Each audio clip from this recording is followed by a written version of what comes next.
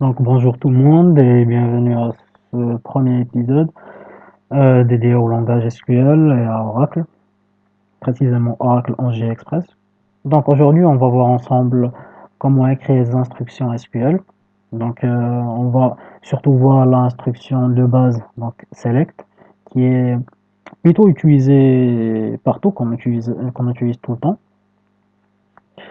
Donc à la fin de ce chapitre, vous saurez comment utiliser et comment manipuler cette instruction nommée select et exécuter les différentes instructions et différentes options qu'offre cette instruction. Alors, comme vous pouvez le voir, cette instruction select permet d'extraire des informations d'une base de données. L'utilisation de cette instruction offre les possibilités suivantes. Donc, comme vous pouvez le voir, on a la projection. Donc, cette fonction SQL permet de choisir les colonnes d'une table qu'une interrogation doit renvoyer. Donc, on peut choisir autant de colonnes que l'on souhaite. Puis, il y a l'option, la possibilité sélection. Donc, sélection, c'est aussi une fonction SQL qui permet de choisir les lignes d'une table qu'une interrogation doit renvoyer. Donc, divers critères de restriction sont disponibles à cet effet. On verra ça plus en détail. Et enfin, les jointures. Donc, une jointure, donc ça permet de joindre les données stockées dans différentes tables, donc deux tables différentes par exemple, ou plusieurs tables différentes, pour au moins qu'il y ait une relation entre les deux tables. Donc on décrira les jointures dans un chapitre ultérieur parce que c'est vraiment un très grand chapitre et cette possibilité qu'est la jointure offre une très grande facilité et une petite finesse dans son exécution. C'est un peu délicat pour le moment. Donc, on va voir la syntaxe de cette instruction select. Donc, comme vous pouvez le voir, on a select, étoile, étoile, c'est-à-dire sélectionner toutes les colonnes. Ici, on a le mot-clé distinct. Distinct, c'est-à-dire on supprime les doublons. Donc, quand on va sélectionner d'une base de données, on va sélectionner que les éléments qui se répètent une seule fois. Donc, on va supprimer les doublons. Donc, tout élément qui se répète deux fois sera supprimé dans cet affichage. Donc, column expression, donc ici on va citer le nom de la colonne qu'on veut afficher. Par exemple, on peut faire select first name from employees ou bien select last name from employees ou on peut faire select étoile from employees. Ça veut dire qu'on va tout afficher à la fois. On va afficher toutes les colonnes. Donc, après il y a l'alias. L'alias, c'est on attribue des entêtes différentes aux colonnes. Donc, c'est comme si on renommait, on va donner un autre nom, on va renommer la colonne, donc l'entité. Donc, select indique quelle colonne renvoyer, from indique dans quelle table chercher. Comme vous pouvez le voir ici, l'exemple select étoile from departments. Ici, on a donc les noms des entités, voilà, les colonnes à renvoyer, donc department ID, department name, manager ID, location ID. Donc, cette table qui est department a quatre colonnes. Donc, une colonne department ID. Cette colonne, c'est la clé primaire. Department name, manager ID and location ID. Donc, ici, on a fait select étoile, donc on a affiché toutes les lignes. Toutes les lignes pardon, toutes les colonnes de la table, ainsi que toutes les lignes composées qui sont dans cette table. Ici, on peut choisir deux colonnes spécifiques, un ou plusieurs colonnes spécifiques. Par exemple, ici, on a choisi Department ID et Location ID. Donc, comme ici, vous pouvez le voir, ici, on a le nom de la colonne et en bas, on a les lignes, donc les données dans la colonne. Donc, from department, c'est-à-dire de la table département. Donc, pour écrire une requête SQL, sachez que SQL il est insensible à la classe, donc on peut écrire en majuscule ou en minuscule, ça ne change rien. Donc, les instructions SQL peuvent être écrites sur plusieurs lignes.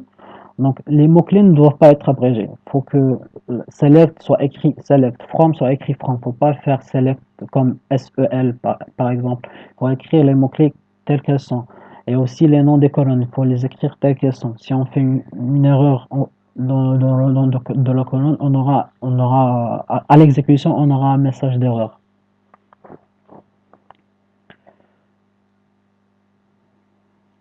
Donc aussi, dans ce langage SQL, on trouve les opérateurs arithmétiques. Donc, on a plus pour l'addition, moins pour la soustraction, étoile pour la multiplication et slash pour la division. Comme vous pouvez le voir ici, on a créé une requête SQL. Donc on sélectionne le prénom, le salaire et le salaire plus 300. Donc on va sélectionner un salaire et on va y ajouter 300. Donc, from employees, de la table employees. Donc comme vous pouvez le voir dans la première ligne, on a par exemple le nom King, salary 24 000, salary plus 300, 24 300. Donc on a juste ajouté 300 au salaire de base. Donc 17 000, 17 300, 17 000, 17 300, ainsi de suite. Donc cette opération, elle est possible dans SQL. C'est vraiment ça donne une petite finesse et ça rajoute une très grande facilité par rapport aux autres langages. Si par exemple on va faire le langage C, il faut créer une variable et incrémenter la variable, tout ça. Donc ici, il faut juste écrire salary plus 300 et l'opération est faite tranquillement. Donc ouais, il faut pas oublier la priorité des opérateurs, comme dans les mathématiques. Donc euh, la multiplication et la division passent en premier, puis il y a l'addition et la soustraction. Et aussi, il faut privilégier les parenthèses. Donc les parenthèses, ça force la priorité d'évaluation. Donc et aussi donne une clarification des instructions. Donc comme ici vous pouvez le voir, donc on a last name, on va sélectionner de la table employees donc deux colonnes. Donc last name, salary, et on va ajouter le salaire, je pense que c'est le salaire annuel. Donc salaire fois 12 plus 100 avec une addition de 100. Donc on a ici salaire pour King, salaire c'est 24 000. Et ici salaire fois 12, donc fois 12 mois, c'est 28 000. Oui, c'est 288 100. Ici aussi, on a 17 000, 204 100, 17 000, 204 100. Donc, on a calculé le salaire annuel des employés. Donc, vaut mieux le faire ici. Vous voyez, donc ça, ici, si on passe à la deuxième diapo, si on utilise les parenthèses, c'est pas la même chose. Vous voyez, pas vraiment la même chose. Donc ici, on a fait la multiplication de 12 fois le salaire. Puis, après le résultat, on y a ajouté 100. Mais par contre là, donc 12 entre parenthèses, donc on a fait 12 fois le salaire plus 12 fois 100. Donc c'est 12 fois le salaire, donc 12 fois 24 000 plus 12 fois 100. Donc il faut utiliser les parenthèses s'il y a des opérations assez délicates à faire. Comme ça, on aura des résultats qui seront cohérents sans erreur. Donc les valeurs nulles, on va passer aux valeurs nulles. Donc les valeurs nulles, lorsqu'il manque une valeur sur une ligne d'une colonne donnée, cette valeur est dite nulle. Donc une valeur est nulle. Une valeur nulle est une valeur non disponible. Donc elle est non disponible, non affectée, inconnue ou inapplicable. Donc toutes les colonnes peuvent contenir des valeurs nulles. Cependant, certaines contraintes empêchent l'utilisation de ce type de valeur. Il y a des contraintes qu'on ne peut pas utiliser dessus des valeurs nulles. Par exemple, la contrainte not nulle, donc c'est des valeurs qui seront pas nulles, qui seront non nulles, ou pour la clé primaire. Parce qu'une clé primaire, c'est une clé qui est unique et elle ne doit pas être nulle, elle ne doit pas être vide. C'est une clé qui elle doit être remplie par quelque chose, par une donnée. Si elle n'est pas remplie par une donnée, ça ne sera pas une clé primaire, ça sera juste une colonne X. Donc comme vous pouvez le voir ici, on a sélectionné donc le nom, le job, l'identifiant du job, le salaire et la commission PCT from employees. Et comme vous pouvez voir, commission PCT pour quelques employés est une valeur nulle. Mais par contre, pour d'autres, c'est pas une valeur nulle. Par exemple, ici, on va voir Zlotkey, donc job ID Saman, salary 10 500 et commission PCT 0.2. Juste pour vous dire que ici, dans ce cours, la base de données utilisée, c'est la base de données HR, Human Resources, qu'on a vu, que je vous ai présenté lors du premier épisode de la formation, lors de l'installation des outils nécessaires pour travailler avec Oracle et pour apprendre l'SQL. Ici, on travaille avec la base de données HR, donc la base de données donnée par défaut par le logiciel, le système de gestion de base de données Oracle.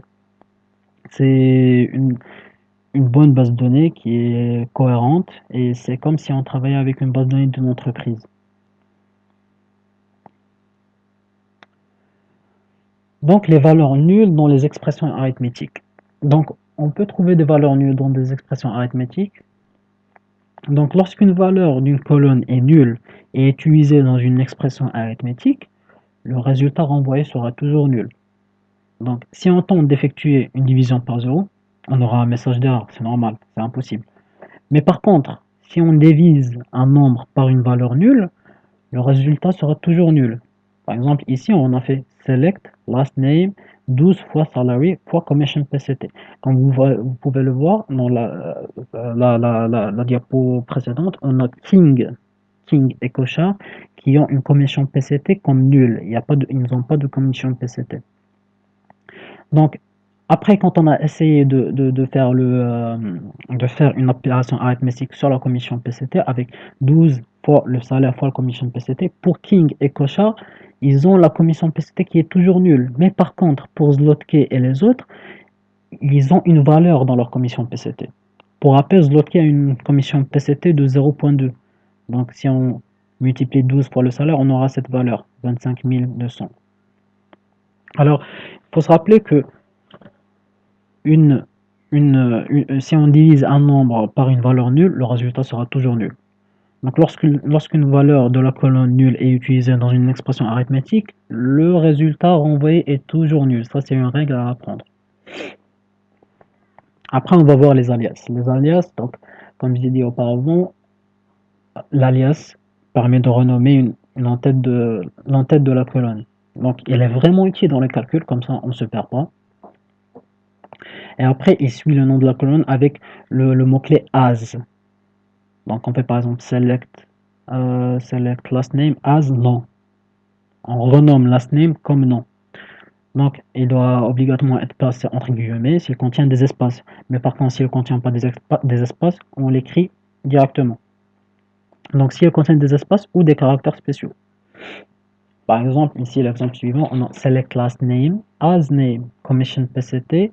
On peut sauter le as si on veut. On peut faire commission PCT espace comme. Donc ça va s'écrire Oracle SQL.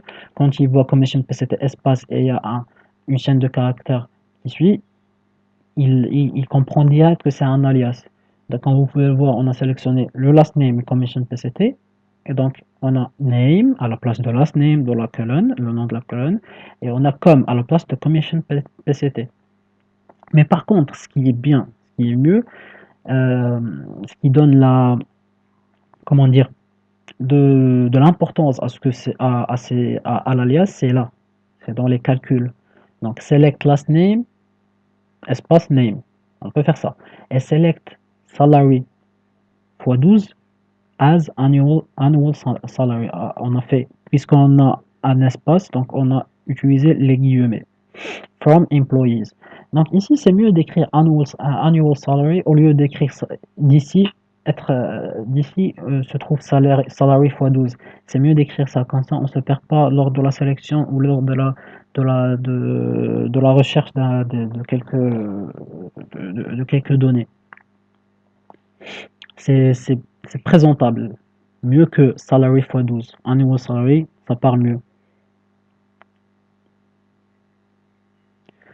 Après, on va voir les opérateurs de concaténation. Donc, un opérateur de concaténation permet de concaténer des colonnes ou des chaînes de caractères avec d'autres colonnes. Donc, on l'utilise avec deux barres verticales, ça s'appelle pipe. pour faire ces deux barres verticales, il faut cliquer sur Alt GR, puis sur 6. On aura le pipe. Donc, comme vous pouvez le voir ici, on a Select Last Name, donc pipe deux fois, donc colonne verticale, pardon, Job ID as employees. Ici aussi, on a utilisé un alias. Donc, dans cet exemple, les deux colonnes sont concaténées et reçoivent un alias, employees. Donc, on a une seule colonne à l'affichage. Après, on aura juste une seule colonne à l'affichage. Au lieu d'avoir deux colonnes en même temps, on aura juste une seule colonne. Donc, comme vous pouvez voir, on a le last name, donc King, et le job ID, ID ADPress. Donc, last name, Cochard, ADVP, etc. Et on a renommé le nom de la colonne comme employees au lieu de last name, pipe, de pipe, job ID. Si on n'a pas fait employees, on aura ça. Ce nom dans le nom de la colonne. Last name, last underscore name, deux colonnes verticales, donc deux pipes, job underscore ID. Donc, vaut mieux faire ça, les alias, parce que c'est plus présentable et c'est plus beau, quoi. Donc, les chaînes de caractères littérales. Donc, un littéral est une chaîne de caractères un nombre ou à une date inclus dans la liste de select. Vous allez comprendre donc, avec l'exemple. Ici, vous voyez, comme tout à l'heure, on a fait ça. Last name, pipe, job ID. C'est un peu moche à l'intérieur. Mais par contre, si on fait ça, last name is a job ID as employees, on a ajouté une chaîne de caractères entre deux opérateurs de concaténation ici. Et on a donné un alias employee details from la table employees. Vous voyez, employee details, King is a ADPress, Kochar is a ADVP. Donc c'est mieux, c'est présentable. Comme ça, on lit, on comprend mieux. Donc, il faut privilégier ces petites manipulations comme ça parce que ça donne du charme et de la finesse à votre affichage et à votre code SQL. Comme ça, quand quelqu'un va lire votre affichage ici, il va directement comprendre. Mais par contre, s'il lit dans la colonne last name double pipe is a pipe job ID, ça c'est un peu moche et c'est un peu incompréhensible. Mais là, bon, ça passe ça passe bien. Comme ça, tu lis, tu comprends. Même si tu connais même pas le langage SQL, tu comprends que employee details king is ADPress. Donc, c'est présentable. Et enfin, les doublons. Donc, ici, comme vous pouvez le voir dans cet exemple-là, on a fait Select Department ID from Employees, mais on a eu des doublons. Donc on a eu 3 fois 90, 3 fois 60 et 3 fois 50. Donc il y a un mot-clé qui permet d'éliminer les doublons. Les doublons, c'est ce que j'ai cité au départ de la vidéo. Donc ça s'appelle le mot-clé distinct. Donc le mot-clé distinct permet d'éliminer les doublons. Comme vous pouvez le voir ici, quand on a fait Select Distinct Department ID from Employees, donc après, on aura un affichage que des départements, donc où il n'y a pas de doublon. Donc 10, 20, 50, 60, 80, 90, 110. Donc ici, il n'y a pas de doublon. Alors, comme vous pouvez le voir, ce chapitre vous a permis d'apprendre et à écrire et à manipuler la requête select, donc la requête d'affichage. Donc, vous pouvez, grâce à ça, vous pouvez envoyer des lignes, des colonnes, utiliser des alias, faire des opérations arithmétiques. Il ne faut pas oublier la syntaxe, c'est-à-dire select étoile from. Select la colonne, par exemple, select last name, virgule, first name, virgule, etc. From, la table. Il ne faut pas oublier les deux mots-clés, select et from. Avec un peu d'exercice, vous serez habile à utiliser ça plus facilement et plus aisément. Donc je vous remercie, merci pour votre attention. À une prochaine vidéo.